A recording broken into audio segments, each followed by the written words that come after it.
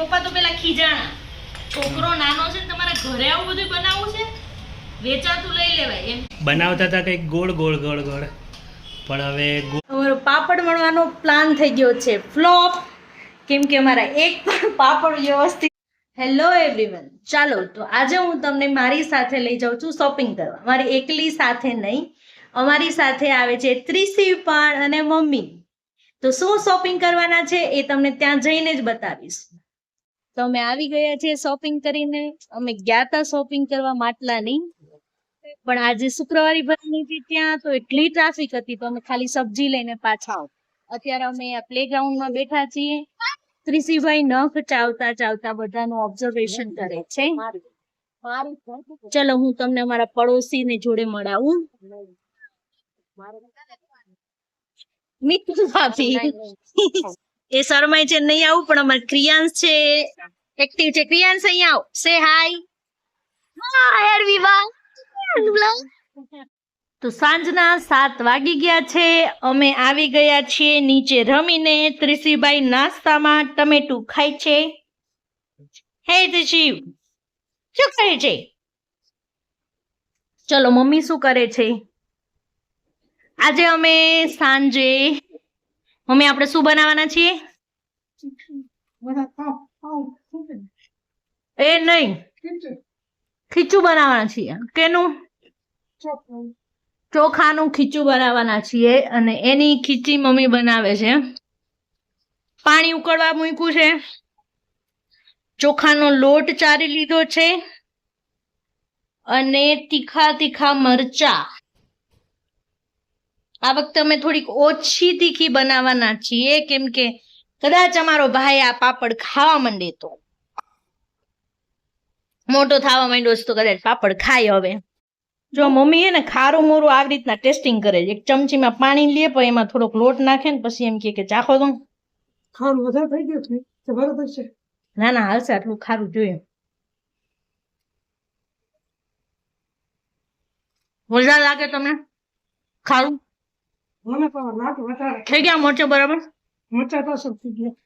ઝીણા છે ને? આટલા બધા નાખશું મમ્મી? નથી, મોરા હતા મરચા તો. તો તીખી નહીં થાય ને બહુ? ના ના, તીખી તો ખાય, આપણે થોડું જુદા છે લગભગ ના થાય તીખી. એ હવા એનાથી શું? ક્યાં પહોંચ્યું ટમેટું તમારું? ત્રિશુના હાથમાં જયારે ખાવાનું હોય ને ત્યાં સુધી જ શાંત રહીએ. કા એ ચકુડિયા ચાવીને ખાજે હો બાઉ.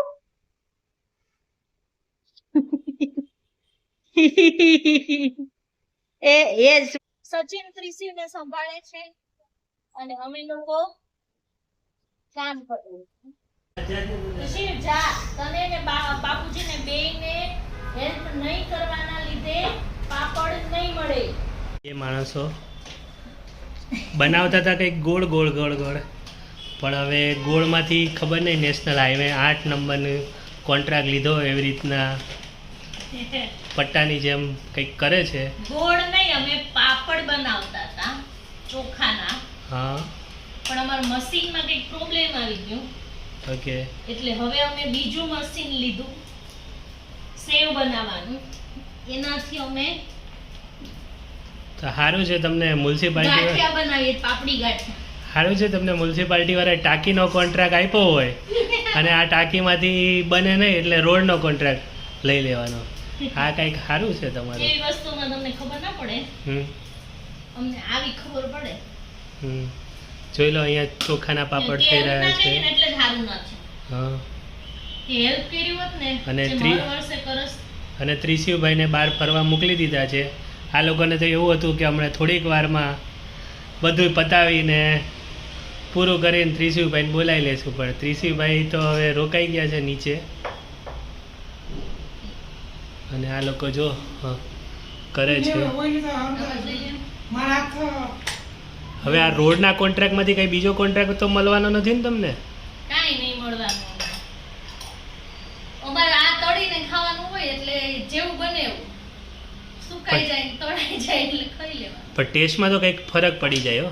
ટેસ્ટમાં ના પડે, ખાલી શેપમાં ફેર પડે. ટેસ્ટ તો સેમ જ રહે કાંઈ. હમ એક જ લોટમાંથી ફાફડી ગાંઠિયા બને કે પેલા ભાવનગરી ગાંઠિયા બને, હમ બંને એક જ લોટના હોય તો કઈ ટેસ્ટમાં અલગ ફેર પડે? હવે એ તો ફરક હવે ખાવાવાળાને ખબર, અને કેવા ટેસ્ટીવાળા માણસો હોય એની ઉપર ડિપેન્ડેડ છે. કોઈના પણ- ઉપર ડિપેન્ડ ના કરે. એક જ લોટમાંથી બનાવેલી બે વસ્તુ હરખી જ બને કે અલગ અલગ હોય કાંઈ? પણ તો પછી આ ગોળમાંથી તમે પટ્ટી ઉપર આવી ગયા ને હવે પટ્ટીમાંથી કેમ કંઈક કે અમારું મશીન ખરાબ થઈ ગયું. મશીન તો અત્યારે ઓનલાઈન તમે મેળવી શકો છો. આ લઈ દે તો મંગાઈ દે તો એક ઓનલાઈન મશીન મંગાઈ દે તો તું. જોઈ લઈએ તમારું મશીનમાં કંઈક ફોટા પાડીને બતાવી દઈએ કે આ શું છે આ બધું મશીન. એક પાપડ વણવાનું મશીન છે. અને અહીંયા જો રાતોરાત રોડ બની ગયો છે. હવે સવારમાં તો જોઈએ કેવો રોડનું સુકાઈ જશે સવાર થશે તો. અમદાવાદની ગરમીમાં બનાવેલી વસ્તુ હમ, સુકાઈ જ છે. હમ.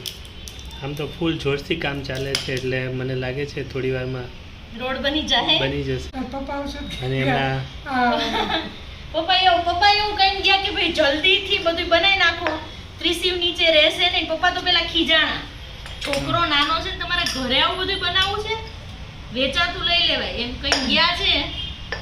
હવે એમાં એને ખબર પડશે કે અમે આ કેવું કેવું કામ કર્યું છે, આવીને ખીજાવાના છે. ઓકે, તો ફાઇનલી અમારું કામ પતી ગયું છે અને રાતના 10 વાગી ગયા છે. તમે જોઈ શકો છો પાપડ થોડાક અમારા બગડી ગયા મશીનના કમીના લીધે, અને એના લીધે અમે કંઈક નવું ઇનોવેશન કર્યું છે. હવે આ કેવી બને તળીને અમે તમને બતાવશું. હમણાં ક્રિકેટનો ફેન બનેલો માણસ છે જેને કોઈ વસ્તુથી કાંઈ ફેર પડતો નથી. બસ તો ગુડ નાઇટ.